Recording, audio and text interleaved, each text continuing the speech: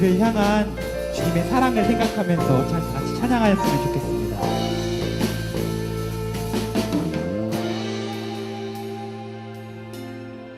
나를 향한 주의 사랑 산과 바다에 넘치니 내 마음 열 때 주님 나에게 참 자유 주셨네. 늘 진리 속에 거하며 나의 손을 높이 들고 언제나 주님의 사랑을 노래하리.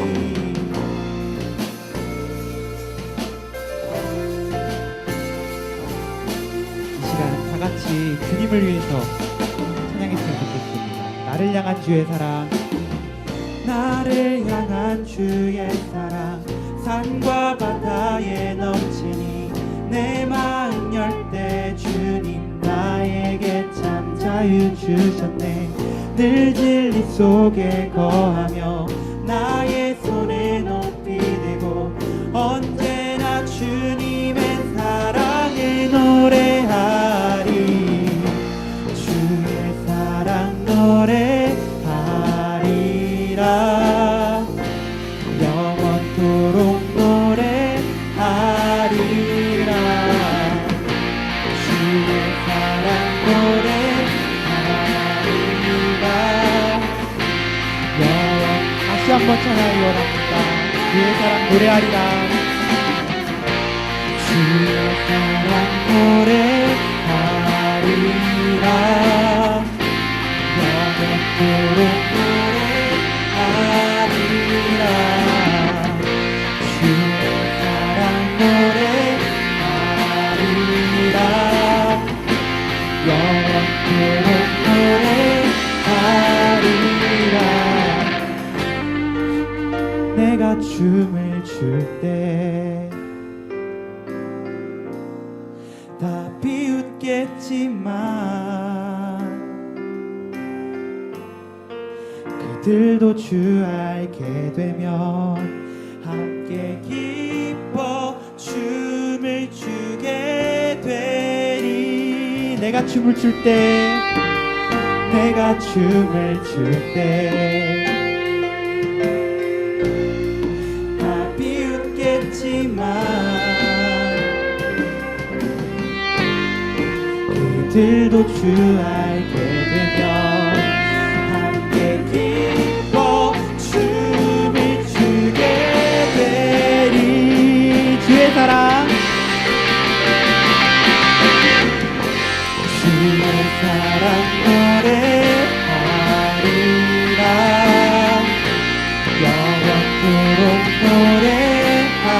노래하리라. 주의 사랑 노래하리라. 영원토록. 마지막으로 찬양하기 원합니다. 주의 사랑 노래하리라. 주의 사랑 노래하리라. 영원토록 노래하리라. 주의 사랑 노래하리라. 영원토록 노래하리라.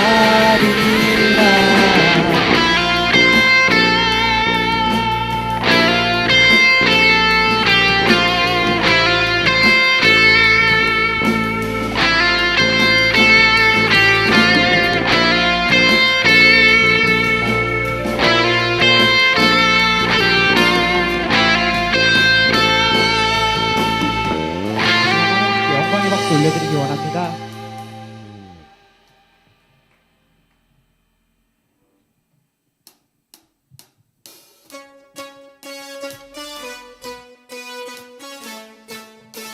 우리 영원하신 주님을 소리 높여 찬양하기 원합니다.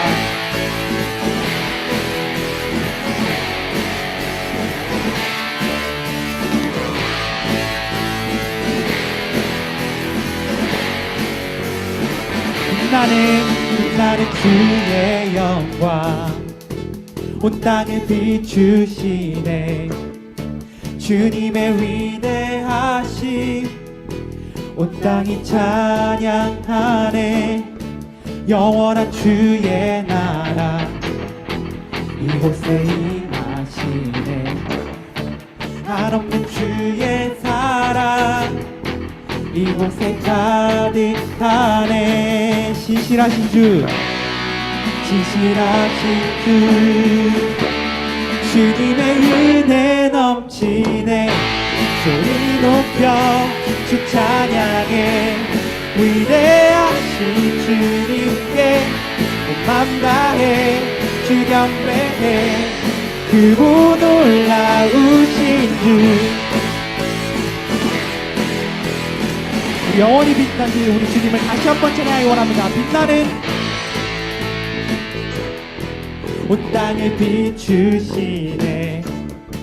주님의 위대하심 온 땅이 찬양하네.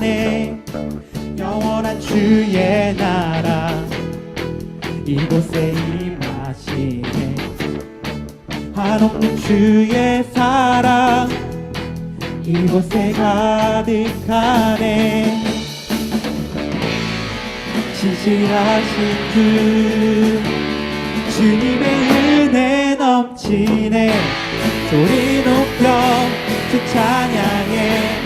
위대하신 주님께 맘 다해 주 경배해. 그분 놀라. 소리 높여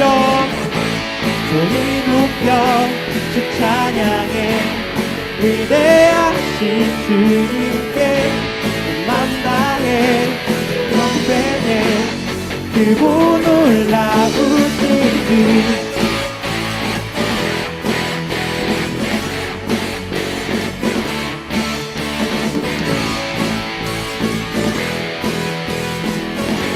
신실하신 주, 신실하신 주,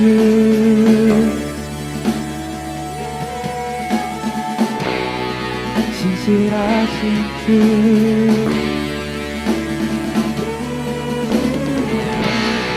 신실하신 주,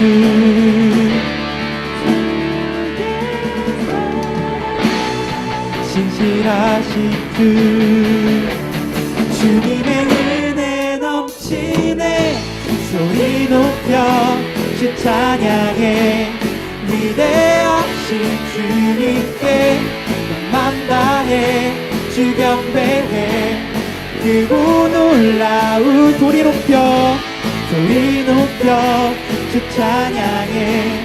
위대하신 주님께 맘 다해 주 경배해. 그분 놀라우신 주,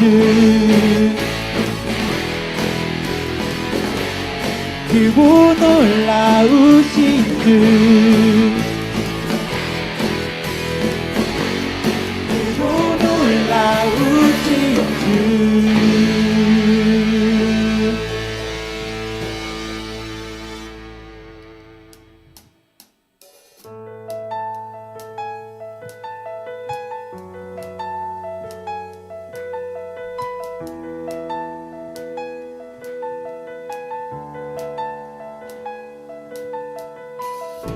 세상 창조주, 세상 구원자, 모든 것 이기신 능력의 하나님.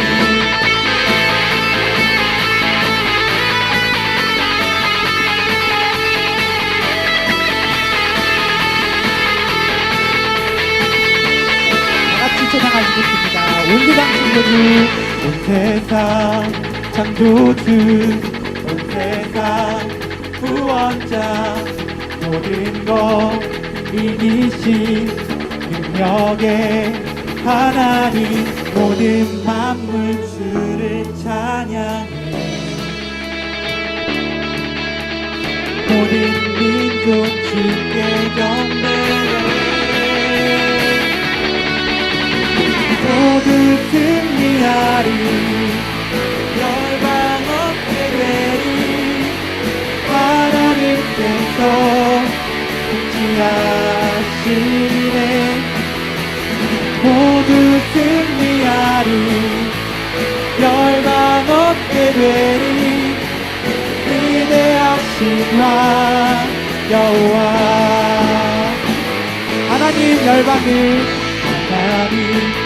열방을 우리에게 주셨네.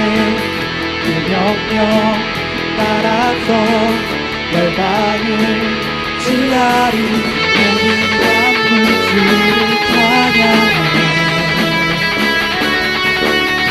모든 민족 주께 경배해. 모두 승리하리 모두 승리하리. 열방 얻게 되리. 하나님께서 하시네. 모두 승리하리 모두 승리하리. 열방 얻게 되리. 위대하신 왕. 다시 한번 찬양이 원합니다. 모두 승리하리 모두 승리하리. 열방 얻게 되리. 하나님께서 하시네. 모두 승리하리. 열방 얻게 되리. 위대하신 왕 여호와.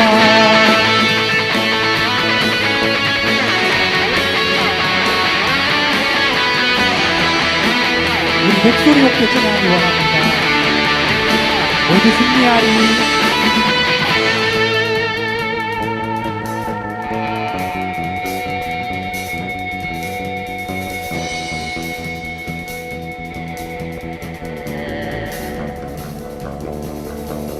모두 승리하리. 열방 얻게 되리. 하나님께서 통치하시네. 모두 승리하리. 열방 얻게 되리. 위대하신 왕 여호와. 찬양 할렐루야 찬양 할렐루야 찬양 할렐루야. 하나님께서 통치하시네. 찬양 할렐루야 찬양 할렐루야.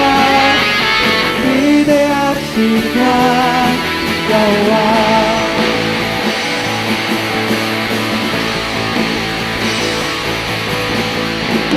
이 시간 우리 주님께 영광이라 부르옵소서.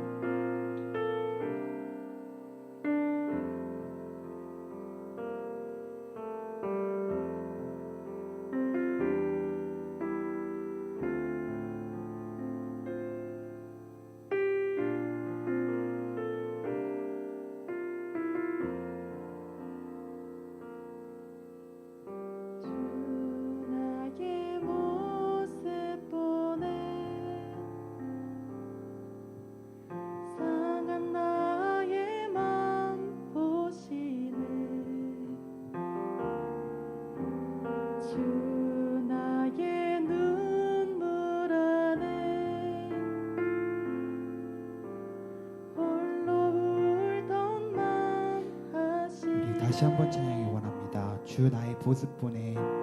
주 나의 모습 보내. 상한 나의 맘 보시네. 주 나의 눈물 안에 홀로 울던 맘 아시네. 세상 소망 세상 소망 다 사라져가도 주의 사랑엔 끝이 없으니 살아가는 이 모든 순간이 주 은혜임을 나는 믿네. 이 시간 이 가사들이 우리의 삶 속에 적용될 수 있게 기도하면서 우리 다 같이 불러봤으면 좋겠습니다. 주 사랑 내게 있네.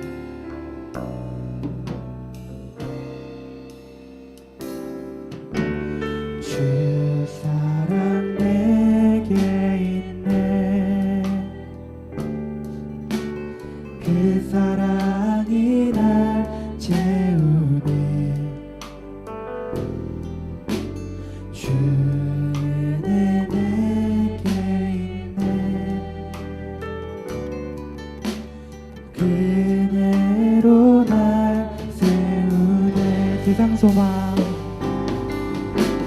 세상 소망 다 사라져가도 주의 사랑은 끝이 없으니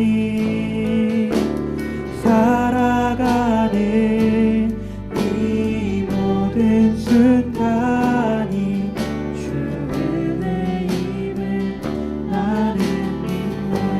세상 소망 다 사라져가도 세상 소망 다 사라져가도 주의 사랑은 끝이 없으니 살아가는 이 모든 순간이. 우리 이 시간 목소리로만 다시 한번 찬양하길 원합니다. 세상 소망 세상 소망 다 사라져가도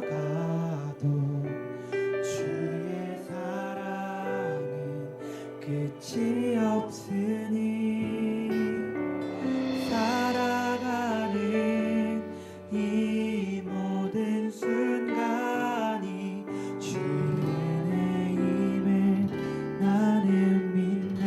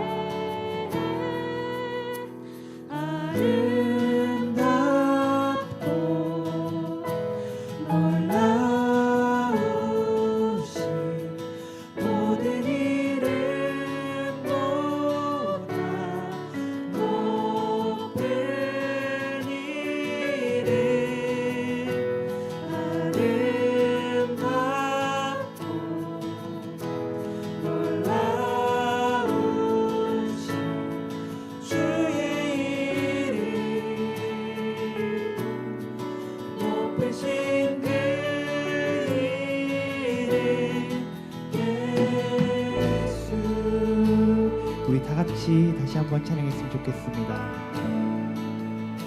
예수 아름다우신 예수 아름다우신 위대하신 주 부활의 주 어린 양 거룩과 공의 새벽달 같은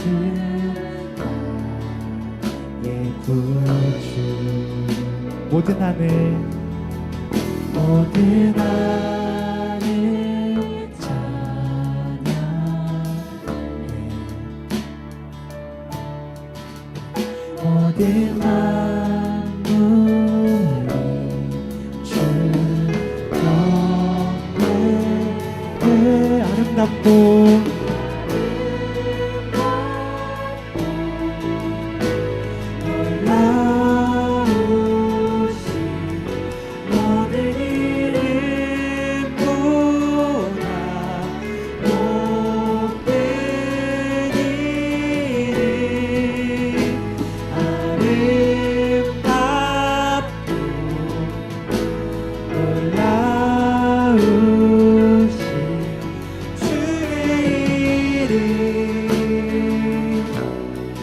높으신 그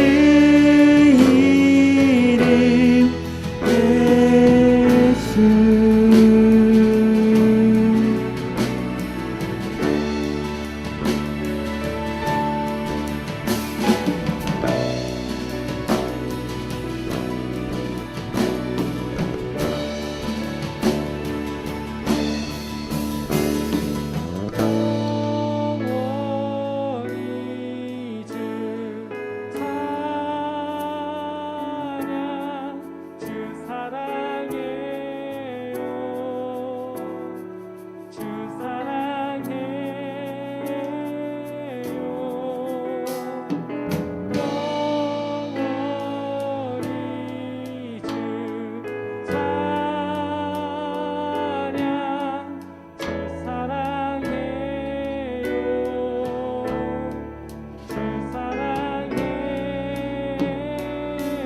영원히 주 찬양.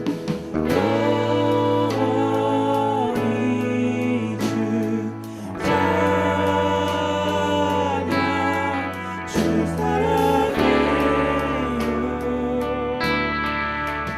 사랑해요.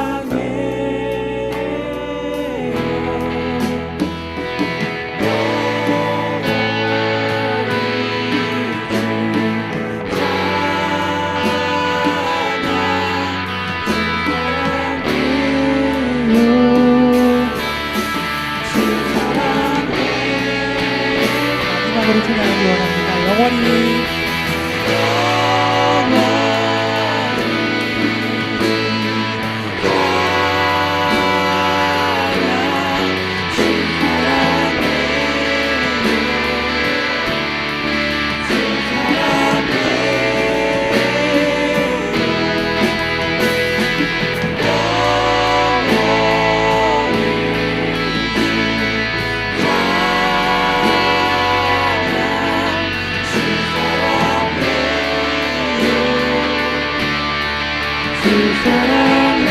우리 목소리만 고백하기 원합니다. 아름답고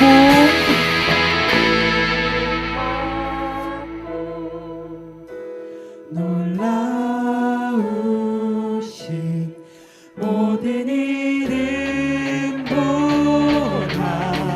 높은 이름 아름답고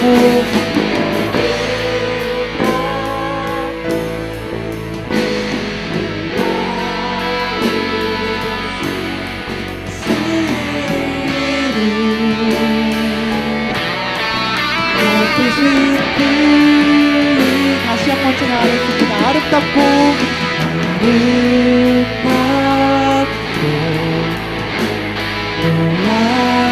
놀라우신 모든 이름보다 높은 이름 아름답고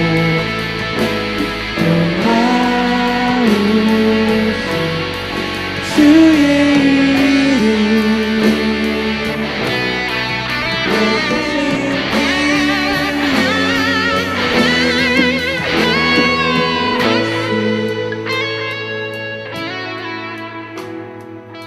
우리 이 시간 다 같이 십자가 앞에 우리가 지금까지 한 주간을 살아오면서 짊어지었던 삶의 무게 그리고 아픔, 슬픔, 기쁨까지도 모두 잠시 내려놓고 온전하게 주님만 바라보며 이 예배를 온전히 주님께만 바치기 원한다고 소망하면서 우리 다 같이 기도하셨으면 좋겠습니다.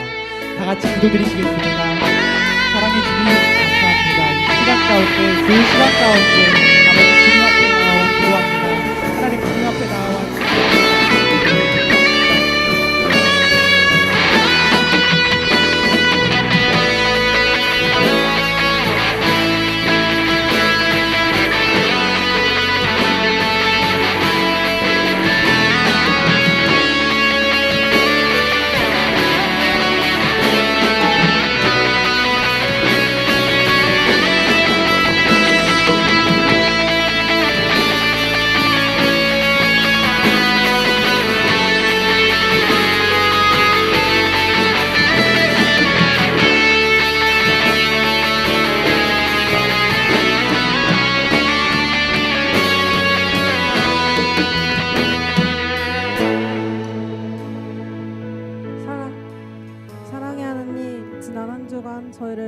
가운데 지켜주시고 주일에 모여 예배드리게 해주심을 감사드립니다.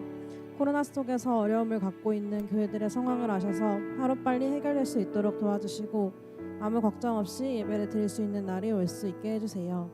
많은 청년들이 각자의 고민을 가지고 있습니다. 청년들의 마음을 알아주시고 그들의 마음을 지켜주세요. 말씀 전하시는 목사님에게 능력을 더해주셔서 말씀이 바르게 전해질 수 있도록 도와주세요. 늘 감사드리며 예수님 이름으로 기도드렸습니다. 아멘. 자, 하나님 말씀 보도록 하겠습니다. 오늘 나누신 하나님 말씀은 요한복음 말씀이에요. 요한복음 14장 15절에서 20절까지 말씀. 성경이 있으신 분들은 꼭 성경을 펴셔서 꼭 읽어주셨으면 좋겠고요. 또 오늘 함께 나눌 말씀은 여러분들 일생에 정말로 중요한 말씀이기도 하니까, 물론 하나님 말씀은 다 중요하지만 오늘 정말 중요한 말씀이다 이렇게 생각하고 잘 말씀을 함께 나눴으면 좋겠습니다. 볼륨을 조금만 더 올려주시고 하이를 좀 더 넣어주세요. 자, 함께 교독해서 읽도록 하겠습니다.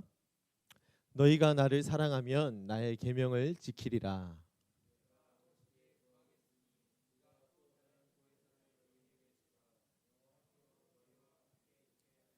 그는 진리의 영이라. 세상은 능히 그를 받지 못하나니 이는 그를 보지도 못하고 알지도 못함이라. 그러나 너희는 그를 아나니 그는 너희와 함께 거하심이요 또 너희 속에 계시겠음이라.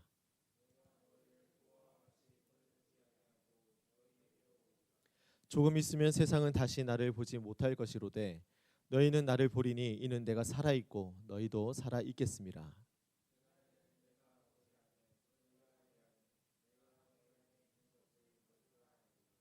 아멘. 자, 오늘 말씀의 제목은 함께하심이라는 제목으로 하나님의 말씀을 좀 나눠보도록 하겠습니다. 교회 사역을 제가 많이 하다 보면 이렇게 부서 사역도 하곤 하지만 생각보다 많은 횟수 장례를 많이 치르게 돼요. 뭘 치른다고요? 장례 집례를 하는 경우가 많은데 뭐 아시는 분 아시겠지만 저희 교회에서는, 우리 교회 안에서는 담임 목사님이 직접 장례를 집례를 하셔요. 그런데 제가 이전 사역지들 같은 경우에, 제가 예전에 있었던 사역지들 같은 경우에는 해당 교구에서 장례가 있으면 교회 안에서 진행되는 장례가 아닌 이상 대부분 다 교구 담당 목사가 장례를 모두 다 집례를 했었거든요. 한 기억이 있어요. 전 사역지에서 있었던 장례였는데 우리 교구에 속해 있지만 오신 지 얼마 안 되신 집사님이셨어요. 근데 아버님께서 이제 돌아가신 거예요. 작고하시게 됐는데 그분이 이제 어떤 다른 지방의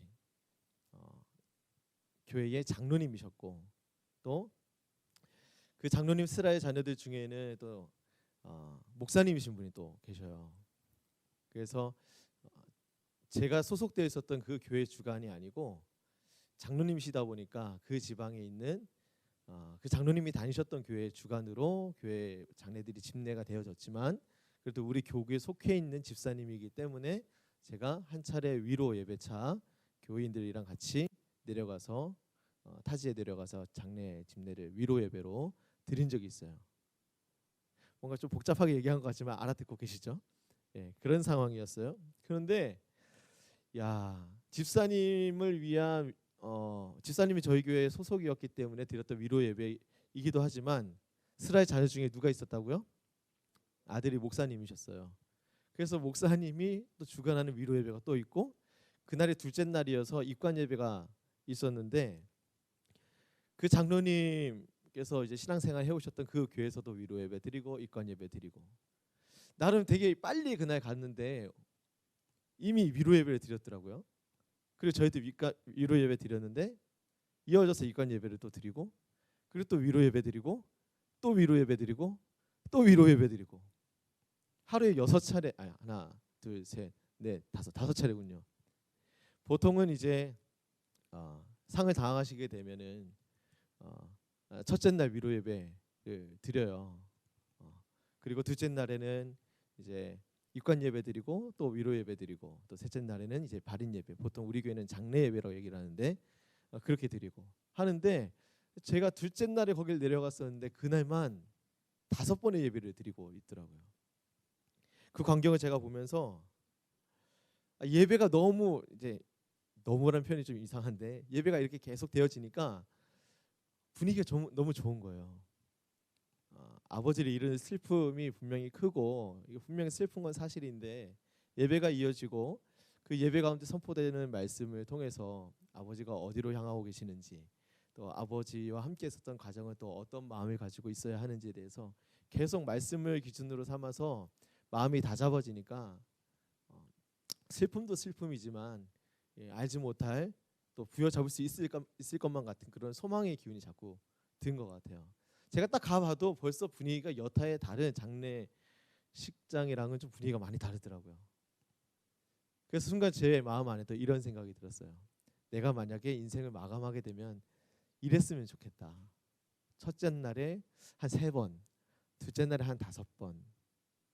예, 뭐 마지막 날에는 발인 예배가 마지막이니까 그렇게 드리긴 하겠지만 그렇게 예배가 끊임없이 진행되면서 저의 인생이 주님 예배하는 삶이었고 저와 함께 있었던 모든 사람들이 저와 함께 예배하기를 즐거워했었던 사람이었고 이런 장례를 치르는 그런 상황 속에서도 하늘 소망으로 예배드리면서 기쁨을 만끽할 수 있는 그런 일들이 나의 장례식 때에도 있었으면 좋겠다 하는 생각을 해본 적이 있어요. 그 마음에 하늘 소망이 충만해지니까 그 집사님이 제가 심호하고 있었던 그 교회에 오신 지 얼마 안 되셨음에도 불구하고 이게 관계가 깊지 않겠잖아요, 그죠? 근데 저는 이제 뭐 이렇게 목례하고 또 위로해드릴 말씀들 이렇게 하고 했는데 충청도 분이어서 그런지 계속 인사를 하는 거예요. 감사하다고. 또 밖에 나와서 감사하다고 또 인사하고 차 갈 때 또 인사하고 돌아오는 주일날 또 가족들 온 가족들 모여가지고 또 인사하고 저한테 찾아와가지고 그러시더라고요. 주님이 주신 기쁨과 감사가 이 상황들 속에서도 있구나 알았죠. 하늘 소망을 가지고 있는 사람은 정말 뭔가 좀 다르구나. 또 이런 것들을 함께 공유하고 있으니까 참 좋다 이런 생각이 많이 들었어요. 그리고 제가 수련목 때 이 전도사 때였는데 전도사 때 제가 이제 함께 이제 교회를 섬기고 있었던 이제 제 위에 있었던 교육 목사님이 계셨는데 교육 목사님이 여자분이셨어요. 근데 그 목사님의 아버님이 또 돌아가셨어요. 돌아가셨는데 이제 뭐 제가 이제 사역하고 있었던 그 교회에 다니셨던 건 아버님은 아니고 사실은 이제 그 교육 목사님의 가정이 다 불신자 가정. 그 목사님만 교회를 다니셨던 거예요. 뭐 알아보니까 우리 친구들 중에도 부모님이 믿지 않는 부모님을 모시고 있는 분들 꽤나 있으신 것 같던데 아무튼 그 교육 목사님도 그런 상황 중에 있었어요. 그런데 그 아버지 장례를 이제 치르게 되는 순간 뭐 요청한 거 다른 거 없었는데 또 뭔가 성도님들 사이에 막 들끓는 마음, 뭐 위로하고 싶은 그런 마음이 많고 장로님들이 막 열정을 지펴내가지고 대절버스를 제 기억에 한 3대였던 것 같아요. 대절버스 3대를 동원해가지고 한날 위로 예배드리는데 가버린 거예요. 첫째 날에. 아마도 깜짝 놀라지 않았을까. 가보니까 별로 이제 위로차 오신 그런 조문객들이 많지는 않았어요. 그런데 저녁에 갑자기 난데없이 대절버스 3대가 와가지고 우르르 막 이렇게 들어와 버리니까 얼마나 깜짝 놀랐겠어요, 그죠? 그리고 그 다음 날에도 사역자들 가고 또 장로님들 가시고 이렇게 해서 그 교육 목사님 위로해드리고 그 가정을 위로해드렸는데 그 일의 결과로 그 교육 목사님의 가정의 모든 가문들이 그 일을 알고 있는 모든 가정의 식구들이 다 예수 믿기로 결단했어요. 그런 상황들 보면서 야 장례는 그냥 치를 것이 정말 아니구나.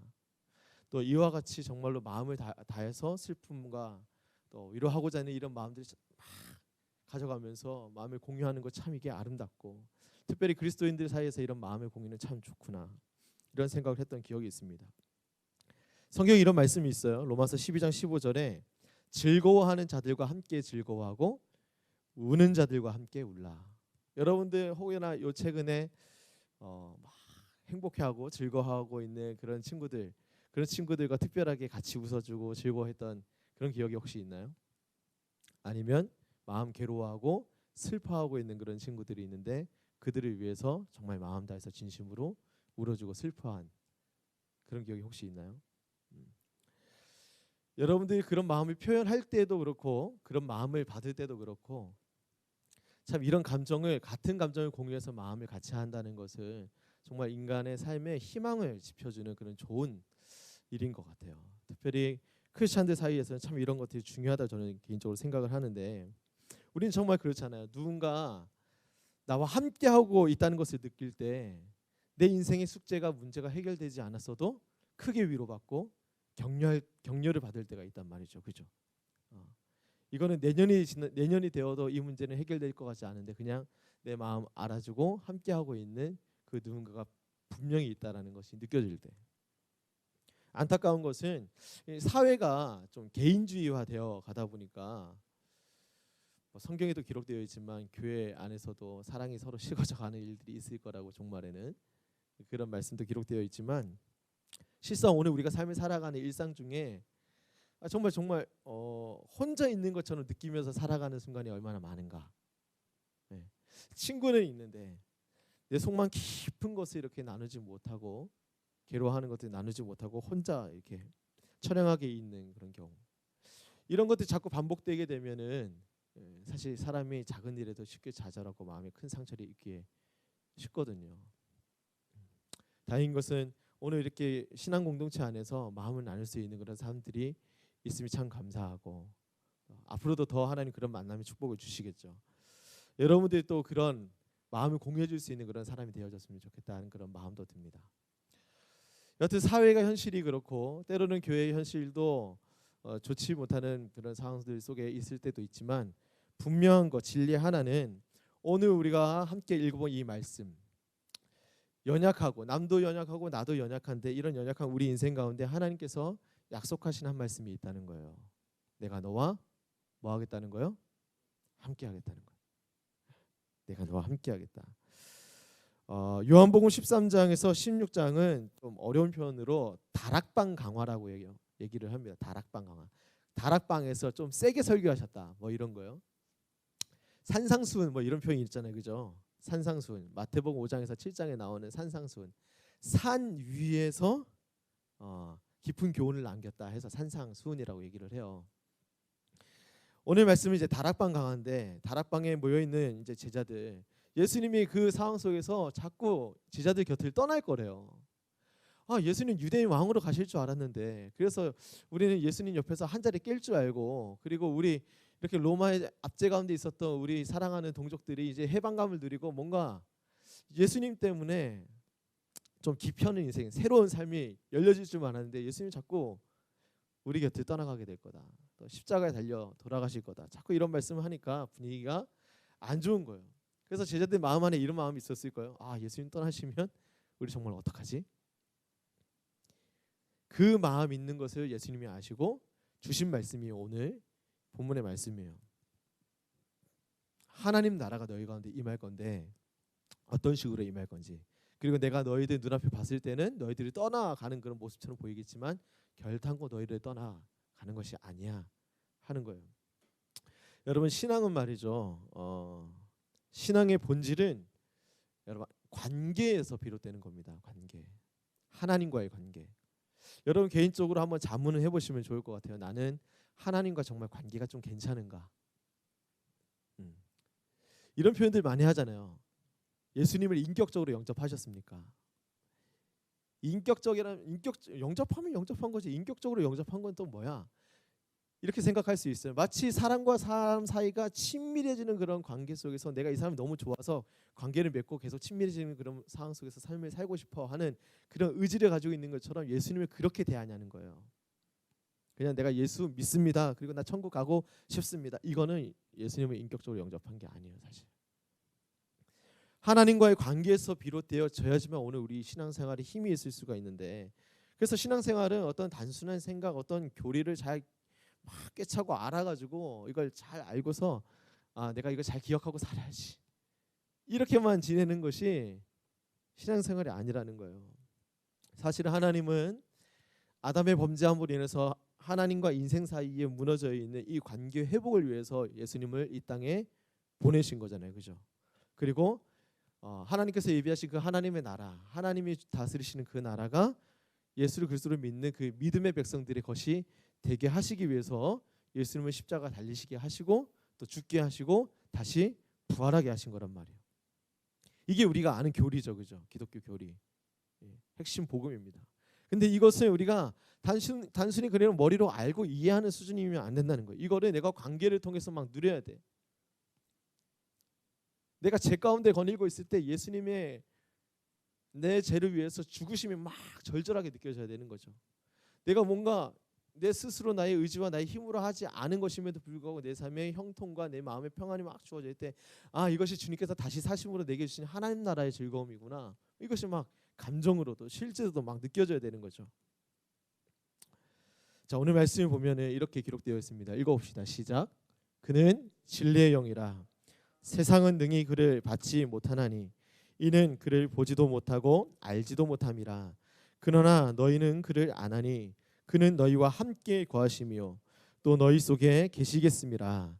내가 너희를 고아와 같이 버려두지 아니하고 너희에게로 오리라. 핵심은 이거예요. 너희를 고아처럼 버려두지 않겠다. 반드시 너희에게 다시 올 거고 다시 오면 너희와 영원토록 함께하는 그것을 너희가 실제적으로 느낄 거야. 제자들은 그럴 거 아니에요.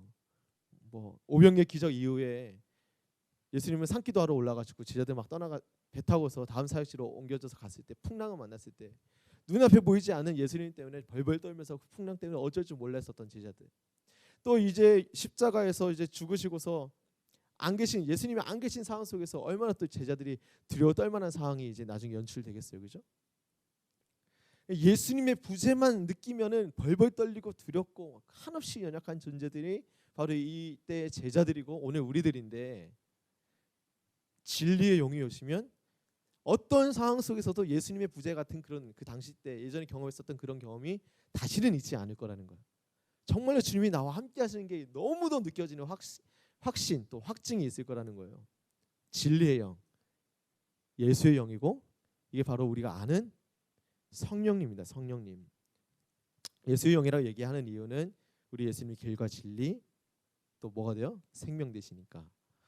실제로 그런 것이고 오늘 우리가 예수님 믿게 된 것은 바로 내 안에 진리의 영이 계시기 때문에 그런 거예요. 내가 오케이 동의합니다. 내가 예수님 믿을게요. 이거는 주님께서 인정하신 믿음은 사실 아니에요. 내가 빡세게 다니고 믿음 한번 가져볼게요. 이런 자세도 사실은 잘못된 케이스. 네, 교회 한번 다녀보겠습니다. 그리고 저도 예수님 믿고 싶습니다. 예수님 알고 싶습니다. 이런 정말 진실한 그런 사모하는 마음이 있을 때 주님이 진리의 영으로 오셔서 우리 가운데 믿음을 주시죠.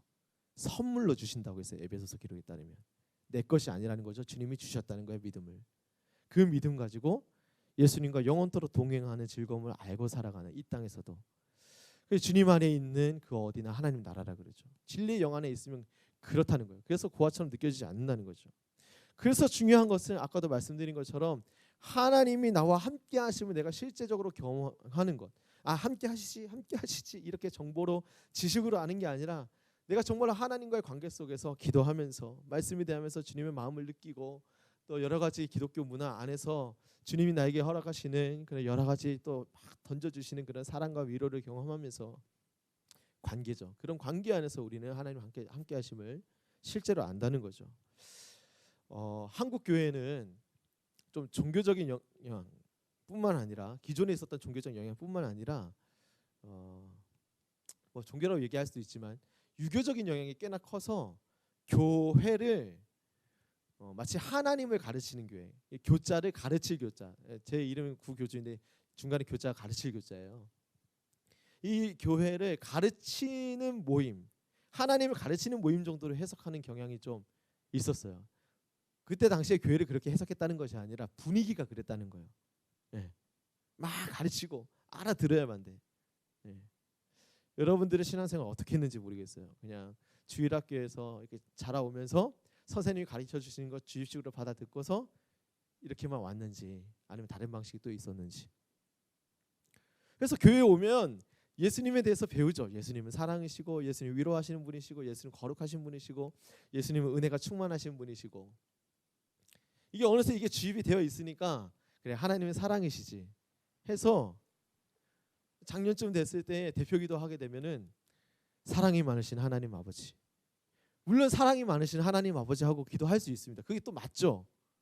근데 정말로 그 삶을 걸고서 하는 마음의 신앙 고백이 아니라 이렇게 기도는 시작해야지 하는 이런 생각 때문에 사랑이 많으신 하나님 아버지, 거룩하신 우리 아버지 하나님, 이렇게 기도는 시작해야지 하는 그런 개념을 가지고서 기도하는 사람들도 저는 있을 거란 생각이 들어요. 이런 버릇이 있다 보니까, 습관이 들어져 있다 보니까 기도를 해도 그냥 일방적으로 기도하는 거예요. 내가 할 기도 제목들 쭉쭉쭉 하고서 내가 드린 이 기도에 대해서 주님은 어떤 마음을 품고 계시는지에 대해서, 또 내가 기도의 고백이 내 입술의 언어로 내 마음의 어떤 이것이 나오지 않았음에도 불구하고 그런 중에도 주님은 내 마음의 소원을 아시거든요. 내가 기도를 시작할 즈음에 내 마음에 무엇이 있는지 알기 때문에 들으실 준비도 하시고 말씀하실 준비도 하시거든. 그게 기도예요. 그런데 주님이 나에게 어떤 마음이 있고 어떤 말씀을 주시고자 하는지는 기도 속에서 발견하려고 하지 않아. 이거 배우지 않아서 그런 건가? 저는 그런 건 아니고 우리가 신앙생활에 정말 관계적인 측면에서 하지 못한 부분이 크기 때문에 그런 건 아닐까. 성경적으로 보여도 교회는 하나님과 사귀는 그런 모임이에요. 사귈 교자. 그리고 하나님 백성들과 사귀면서 하나님이 주시는 은혜를 누리는 그런 모임이 바로 교회예요. 교회. 초대교회는 그랬죠. 예수님을 믿게 되는 그 믿음이 부어진 바 되어졌어요. 성령의 감동을 통해서. 제자들이 믿겠습니다 그런 게 아니죠. 성령님을 통해서 믿게 됐죠. 또 제자들 이후에 그들이 사도성을 가지고서 부활의 복음을 전한 그 이후에 많은 초대교회의 많은 사람들이 예수님을 만나게 됩니다. 또 예수님을 알아가게 됩니다. 그런 과정 통해서 예수님에 대한 바른 지식을 갖게 됐단 말이에요. 그 이전에는 회당에서 하나님의 말씀은 이런 것이었어. 하나님이 약속하신 것은 이런 것이었어. 그렇게 했음에도 불구하고 하나님과의 관계 속에서 신앙생활을 하지 못했던 그런 형편들이었다면, 성령이 이 땅 가운데 오신 이후에 오늘 우리와 함께하고 계신 그 이후부터는, 물론 그 이전에도 성령의 역사는 있었습니다. 분명하게 그 실체가 여튼 초대교회 시대 때부터 드러났으니까 그때부터는 주님 만나고 주님과 함께하면서 주님에 대해서 이해가 되는 거야. 거꾸로죠, 거꾸로. 그죠? 성도의 삶은 그런 거예요. 그래서 하나님을 자꾸 환영하고, 나는 하나님이 좋아요. 하나님 만나고 싶습니다.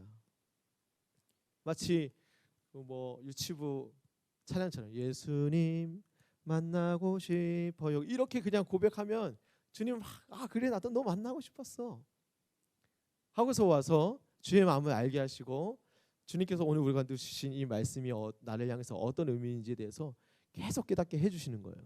그게 바로 신앙생활이고 그게 하나님과 함께하는 삶. 여러분 브라질에 가시면, 물론 저도 브라질 가본 적은 없습니다. 리우데자네이루라는 한 도시가 있죠. 여러분 뭐 리우 올림픽 때문에 이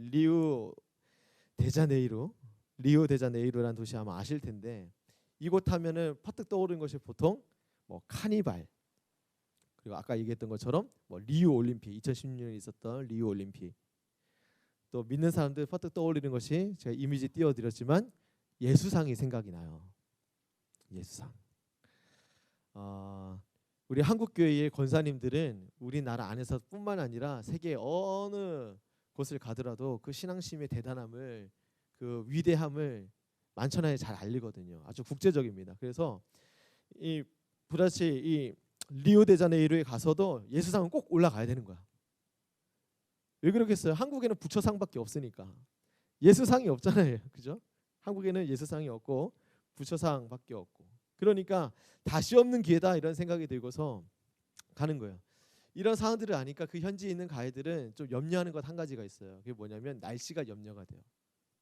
날씨가 화창하고 그렇게 좋으면은 예수상 있는 곳을 쭉 올라갈 수가 있어요. 그렇지만 흐리고 워낙에 높은 곳이기 때문에 또 비가 온다. 그러면 올라갈 수가 없거든요. 올라갈 수 없게 된다 그러면은 이 권사님들이 좀 많이 불편해하시거든. 여기까지 왔는데 못 간다고 해서 많이 불편해하시거든요. 그래서 가이드는 본인이 가지고 있는 신앙과 상관없이, 신앙이 없어도 날씨가 좋으면 하나님께 감사한대요.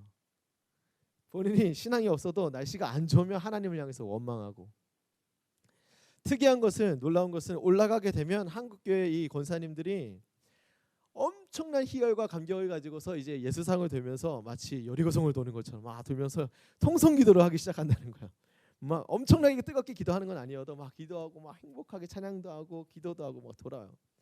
야, 이게 정말 한국교회 영성이구나 하고서 느끼긴 하죠. 서로들 그런 마음으로 같이 찬양하고 기도하니까 더 얼마나 좋겠어요, 그죠? 근데 이제 예수상에서 이제 내려오면 이게 또 문제야. 왜? 원점으로 돌아오거든. 예수상에서는 그렇게 뜨겁게 찬양하고 기도했는데 내려왔더니 오늘 식사가 왜 이래? 날씨는 왜 이러는 거야? 일정 엄청 빡빡하네. 가이드 정말 왜 이러는 거야? 앞에서는 막 위에서는 막 하나님 찬양하고 기도하고 정말 그 누가 보더라도 신령한 사람처럼 보였는데 예수상 밑으로 내려오면 그러더라는 거예요. 겉은 뜨거운 신앙심이 있는데 뭐가 문제일까요? 관계가 문제인 거죠. 관계. 여러분, 예수상처럼 예수님은 어떤 유형의 물체인 것이 아니죠. 여러분, 그냥 교회 십자가만 바라보면 그때 예수님 떠오르고, 그렇지 않으면 예수님 안 떠오르면 이건 우리 주님과의 관계에 문제가 있는 거죠. 왜? 예수님 누가 안에 있기 때문에. 그렇지, 내 안에 있기 때문에. 그래서 하나님은 그 어떤 형상의 우상도 만들지 말라고 말씀하신 거예요. 십계명에 그렇게 말씀하셨죠. 그 어떤 우상도 만들지 말고 너희들이 그냥 눈으로 볼 때 알아봄직한 그 어떤 형상의 우상도 만들지 마. 왜? 그렇게 만드는 순간 사람은 그것을 하나님 대신으로 반드시 섬길 것이기 때문에. 하나님이 우리 인간의 연약함을 그렇게 잘 아시거든요. 다시 말씀드립니다. 진정한 예수님과의 관계는 예수님에 대한 정보나 어떤 지식을 통해서 형성되는 것이 근본적으로 그렇지 않고 주님과의 교제를 통해서 형성되는 거예요. 예수님이 나와 함께 하신 것을 믿는 것과 예수님이 나와 함께 하시지 하고 그냥 생각만 하고 그게 맞대요. 구목사님이 어제도 그렇게 말씀하셨어 하고서 기억하고 사는 것과 이거는 차이가 있는 거예요. 오늘 나와의 관계를 원하시는 하나님은 이렇게 말씀하시는 거예요. 내가 너희를 고와 같이 버려두지 않을 거야. 영원히 너희와 함께한다. 이게 여러분 하나님의 음성으로 여러분들 각 개인을 향한 하나님의 음성으로 들려졌으면 좋겠습니다. 여러분, 연애는 어떻게 시작합니까? 연애 해보신 분들 계시죠? 관심이 있으면, 그죠? 저 여자 참 괜찮네. 관심이 있으면, 사모하는 마음이 있으면, 그러다가 고백해서 스파크가 튀면서 좀 괜찮아지면 연애 시작하는 거 아니겠어요, 그죠? 그렇게 되는 거예요. 본래의 연애의 시작은 친밀함 자체의 목표를 두지 않아요. 이거 잘 이해하셔야 되는데, 연애 시작하는 것은 내가 관심을 두고 마음이 통해서 그냥 같이 하는 것으로 자체로 그냥 연애 시작이죠. 내가 쟤랑 정말 친밀해지고 싶어. 그럼 뭐 연애 아니어도 그냥 친밀해질 수도 있지. 친밀함 자체를 목표로 두지 않아요. 함께 하고 싶은 그 마음 자체에서 시작되고서 연애는 시작이 되고, 그렇게 같이 함께 하다 보면은 뭐 어떻게 되는 거예요? 친해지는 거예요. 마음이 좋아지는 거죠, 그죠? 지내다 보면 그렇게 되는 거라는 거예요. 연애를 시작했는데, 여러분 참고로 이런 말씀 좀 드리고 싶어요. 연애 시작했는데 내가 정말로 1년이 지나고 2년이 지나고 예전 같지 않고 함께 하고 싶은 마음이 사라졌다. 그럼 어떻게 해야 돼요? 주님의 이름으로 헤어지시길 바랍니다. 헤어져야죠, 그죠? 결혼하시면 안 돼요. 그래도 내가 구제해주지 않으면 저 인생이 어떻게 될까 하는 그런 국률의 마음으로 결혼하시면 절대 안 돼요. 생각보다 교회 다니시는 분들이 굉장히 착해가지고 순둥이 같아가지고 그렇게 결혼하신 분들이 있어요, 제법.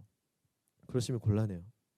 다시 돌아와서, 자, 연애의 시작은 친밀함 자체 목표로 두는 것이 아니라 하나님과 함께 하는 것으로 시작되는 건데, 그러다 보면 친해진다고 말씀드렸는데, 하나님과의 연애도 마찬가지라는 거예요. 하나님과 함께 하면은 이제 친해지는 거예요.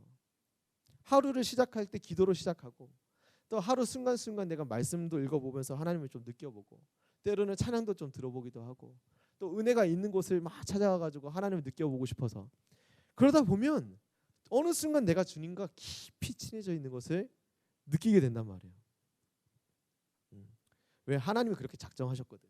하나님은 이미 영원적부터 이미 우리가 주님을 사랑하고자 하는 그런 마음 가지기 이전부터, 영원 전부터 주님은 우리를 짝사랑하셨고, 오늘 진리의 영으로 믿는 자들 가운데 계시고서 그런 영적 연애를 할 수 있도록 하나님 날마다 마음 문을 열고 계시거든요. 그런 관계 가운데 있는 분들이라면 진리의 영신 성령님이 여러분들 삶 가운데 주권적으로 역사하고 계신 거죠. 좋은 일인 겁니다. 또 한 가지 오해하지 말 것은 우리 청년부 안에 또 성경 통독을 저랑 같이 교육을 받아가지고 성경 통독하고 있는 친구들이 있어서 또 말씀을 드리는 건데 내가 성경 멱독을 했어. 그리고 내가 작심을 해가지고 뭐 특세 다 출석하고 또 작심해가지고 특별한 기도 시간을 잡아가지고 30일 작전기도 3달 동안 100일 작전기도 이렇게 해서 기도를 완수했다고 또 통독을 다 했다고 그것으로 하나님과 깊어지는 거 절대 아니에요.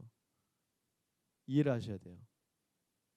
말씀을 읽는 과정 중에서 주님과 함께하면서 친밀해져야 되는 거예요.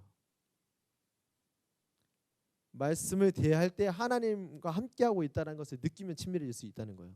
그 과정에서 기도의 끝에 친밀해지는 것이 아니고 기도 때 끝냈으니까 이제 주님과 더 친해졌겠지 이게 아니고 내 신앙이 내 영적인 성숙이 더 이루어졌기 이게 아니고 기도를 하다 보면 기도하는 삶을 살아가다 보면 주님과 더 친해져 있는 것을 다 보게 되는 거예요.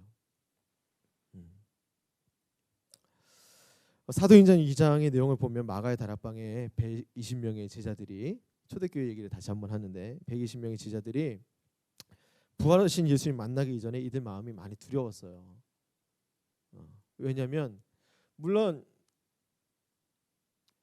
예수님께서 온갖 기사와 이적을 보여주셨고 또 부활하신 예수님에 대해 내가 반드시 부활할 거야 하는 그런 약속의 말씀도 주셨지만 누가 부활한 것을 정확하게 부활해서 정말 신적인 권능을 보여준 것을 한번 본 적이 있어야지.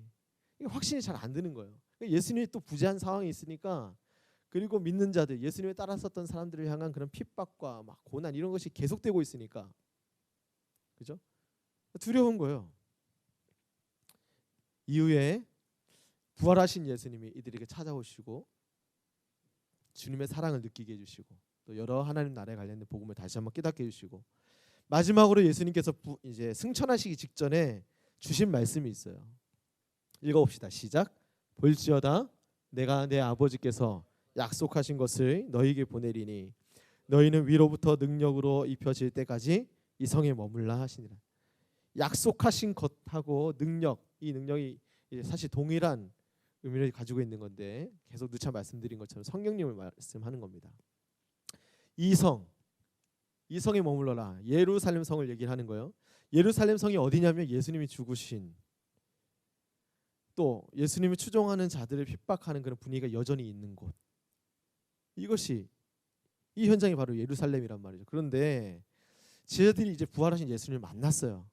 그리고 예수님의 또 한 번의 약속을 받았단 말이에요. 유언을 받은 거죠, 그죠? 그래서 좀 마음을 굴뚝하게 이렇게 먹은 것 같아요. 그래 이번엔 정말 예수님의 약속 좀 제대로 한번 마음으로 지키고 기다려보자 해서 좀 두렵고 떨리지만 예루살렘 성에 한번 남기로 결심하고 있었는데 여전히 현실은 살벌해요. 두려워요. 믿는 자들 다 죽이려고 한단 말이에요. 은혜를 사모하면서 예수님 고별 설교하셨었던 그죠? 발 씻겨주고 최후의 만찬하고 고별 설교했었던 그 마가의 다락방 있잖아요. 최후의 만찬하고서 고별 설교하셨던 마가의 다락방에 이들이 모여 있는 그 순간이 이제 여러분 잘 아시는 대로 오순절 때였는데 그 이전에 계속 기다리고 있었어요. 그리고 오순절 될 때까지도 기다리고 있었던 거죠.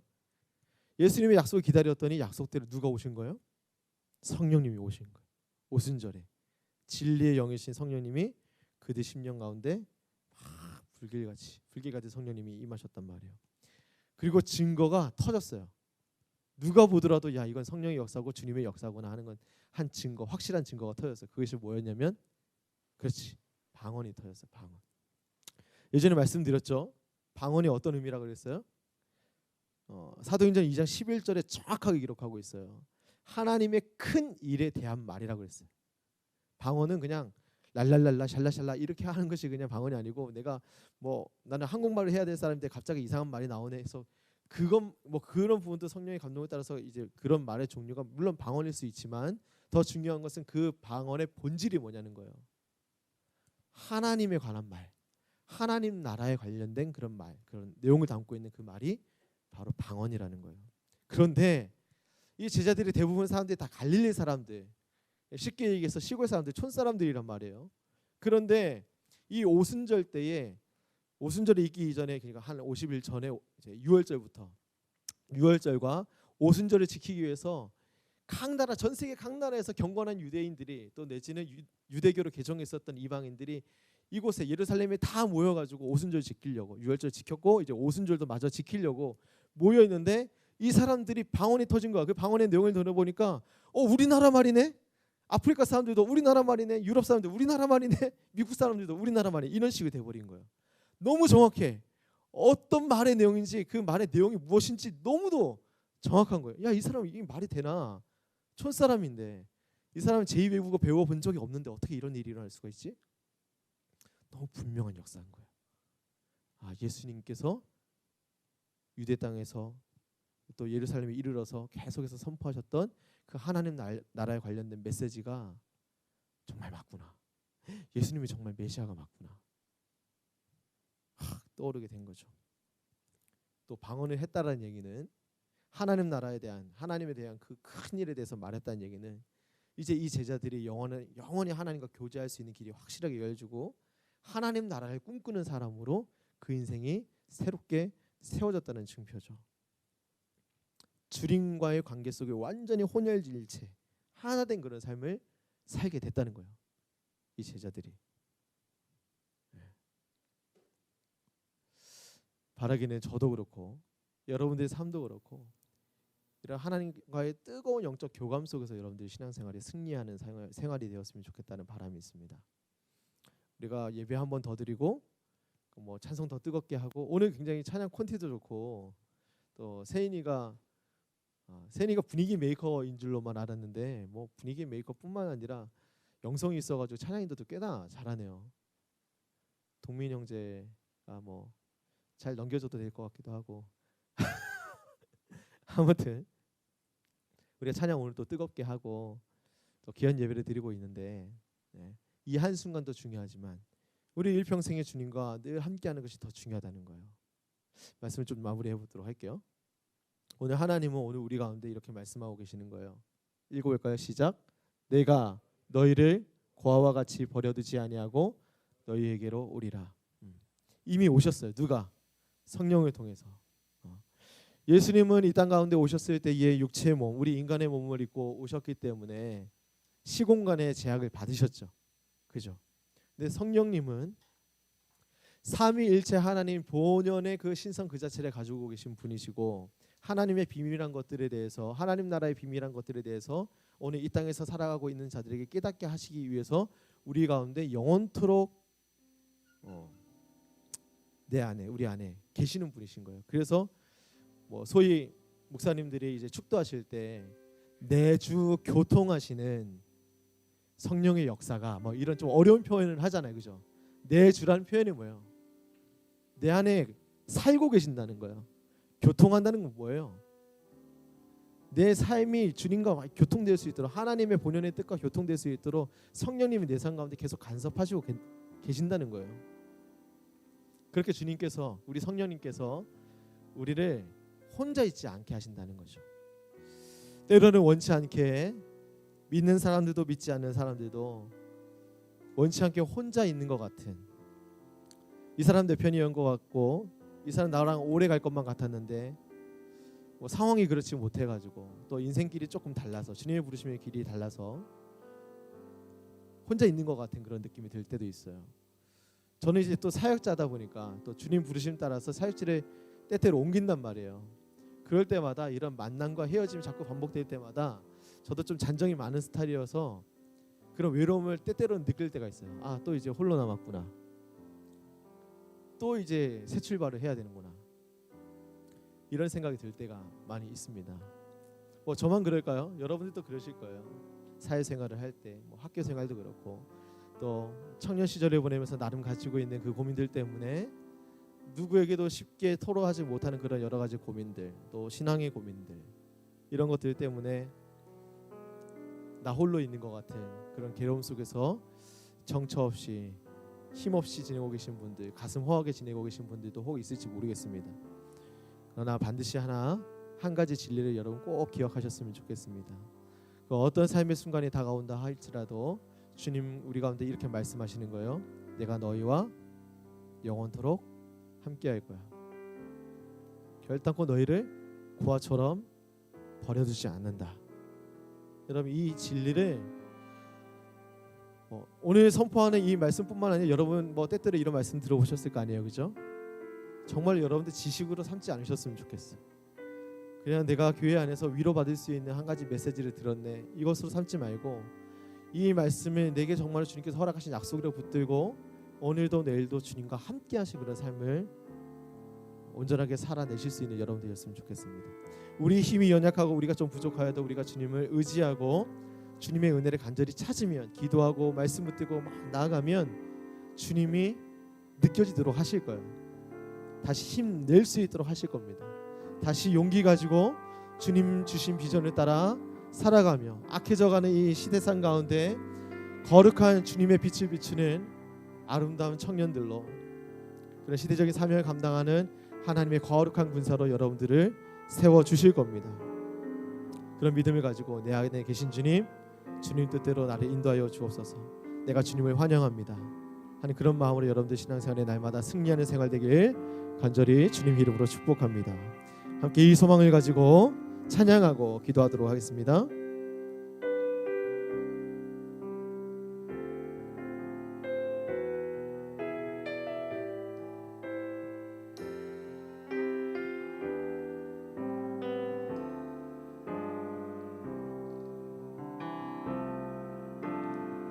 허무한 시절 지날 때, 깊은 한숨 내쉴 때, 그런 풍경 보시며 단식하는 분 있네. 고와 같이 너희를 버려두지 않으리. 내가 너희와 영원히 함께하리라. 허무한 시절 지날 때에, 허무한 시절 지날 때, 깊은 한숨 내쉴 때, 그런 풍경 보시며 단식하는 분이 있네. 고와 같이 너희를 버려두지 않으리. 내가 너희와 영원히 함께하리라.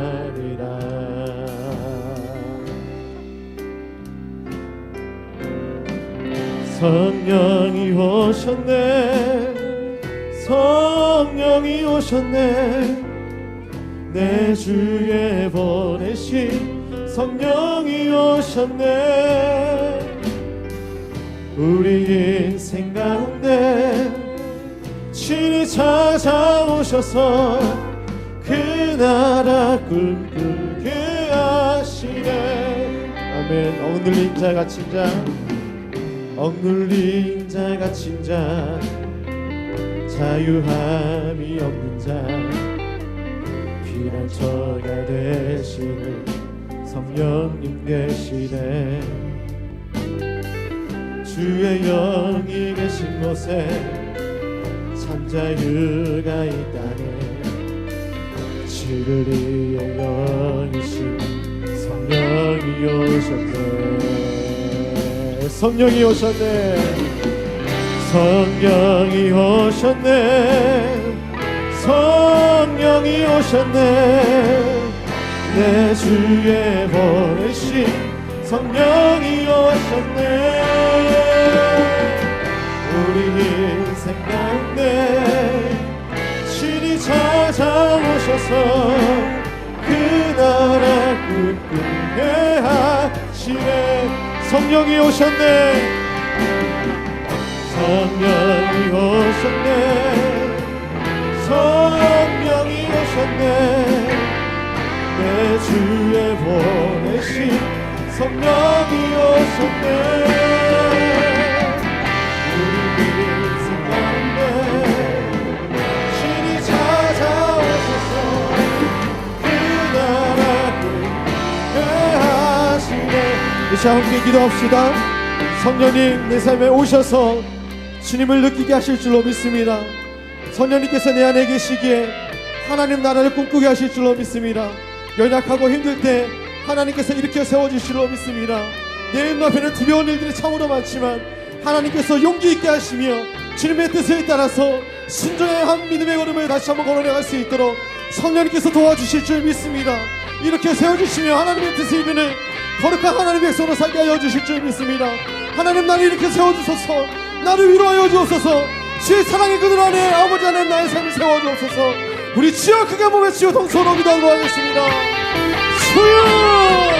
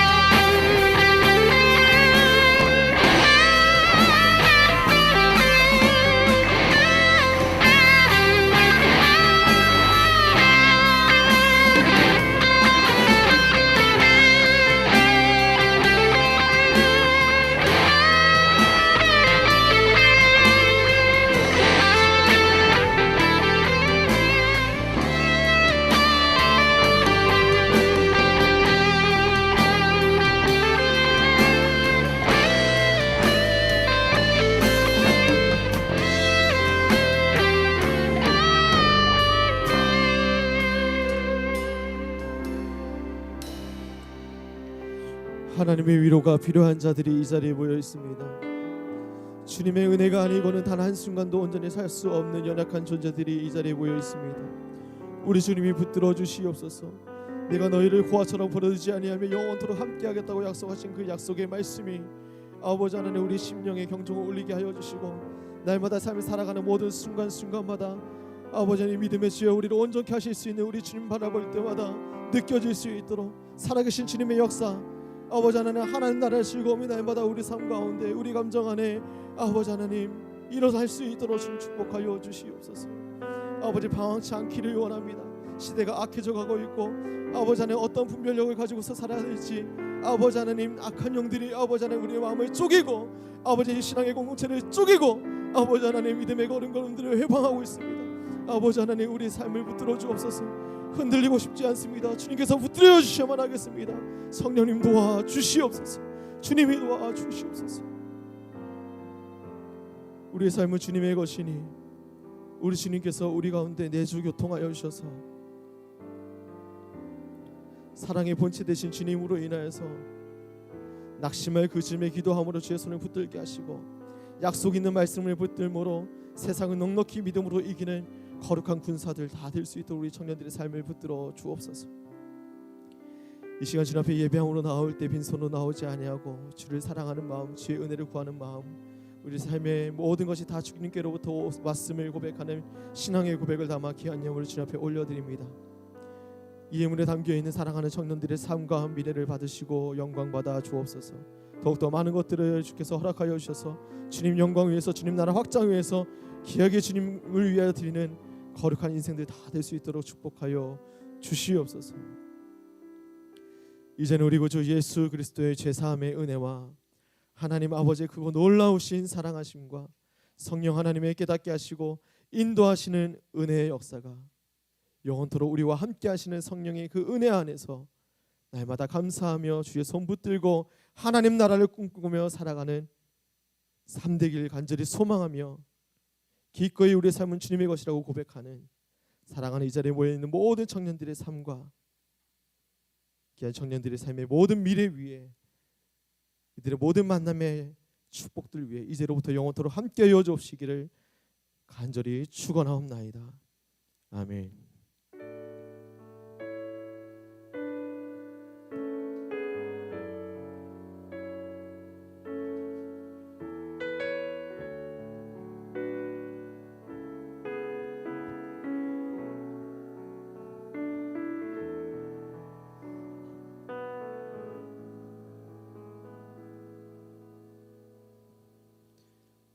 샬롬, 오늘도 청년부 예배에 나오신 여러분들을 환영합니다. 그리고 유튜브로 보고 계신 우리 청년부 가족 여러분들도 너무나 오늘 예배 함께 해주셔서 너무 감사합니다.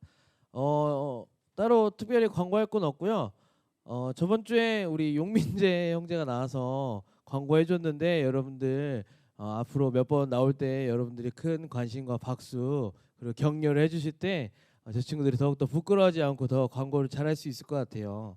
네, 그러니까 여러분 용민재 형제들 나와서 광고할 때 여러분 특별히 더 큰 박수 해주시고요.